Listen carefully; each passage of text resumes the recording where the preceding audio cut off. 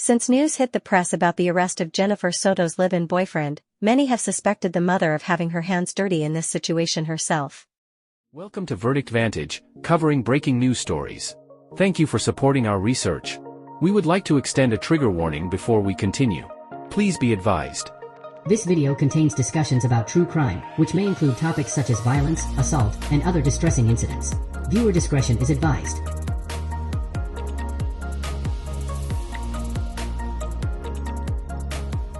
Breaking in the death of 13-year-old Madeline Soto, how the story Madeline's mother provided law enforcement doesn't line up with what investigators know.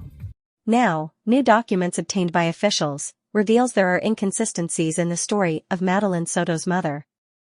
We spoke one-on-one with Jennifer Soto last Tuesday. Good afternoon, I'm Darlene Jones. And I'm Greg Wormuth. At that point, her daughter Madeline had been missing for 1 day. She told us that Stephen Stearns, her boyfriend and now the prime suspect in Madeline's death, had taken the teenager to school. She said the last conversation she had with the 13-year-old was the night before. But this report we got a hold of today shows she told deputies she saw her daughter the morning of her disappearance. There is no clarification when the last time was that she spoke with her daughter, and whether or not she saw her daughter the morning of her disappearance, based on what Jennifer says on different occasions.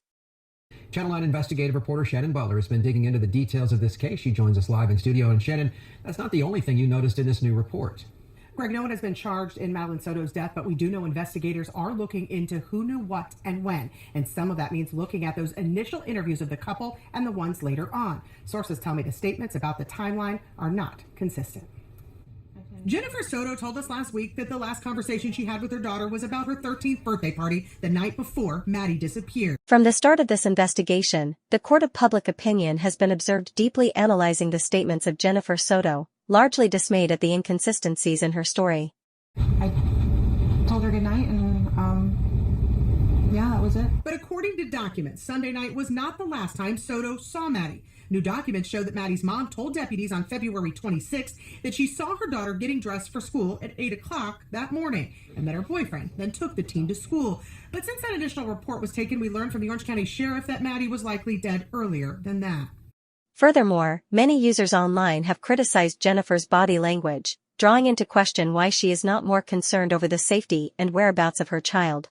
Her mom told us last week, We dropped her off at school, close to school. She wanted to walk the rest of the way. But in that same interview, then said, I wasn't the one who took her to school in the morning. That was our partner. If you are interested in our future coverage of this story, be sure to subscribe and ring the notification bell before you go. Verdict Vantage thanks you for supporting our continued news coverage and research. Detectives believe Maddie was likely dead early Monday morning because the video timeline shows Maddie's belongings being dumped in a dumpster at 7:35 by Stearns. At 8:19, Sheriff Mina said video shows Maddie in Stearns' vehicle believed to be deceased. According to officials, Madeline Soto had been a victim of crimes from her mother's boyfriend, dating back to as soon as August 2022. The case has moved to Kissimmee Police, and sources tell us that Soto has been interviewed multiple times by detectives at 2 agencies, and that they are looking closely at all the statements she's made. But officially, Kissimmee Police won't comment.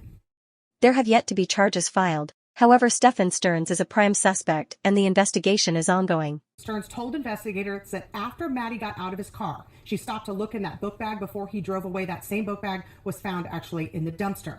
After her death, he then said he went home for about an hour after going to the vape store and running errands. He was home that day until 2:30. Detectives say a tip showed him changing a flat tire not far from where the little girl's body was found that afternoon.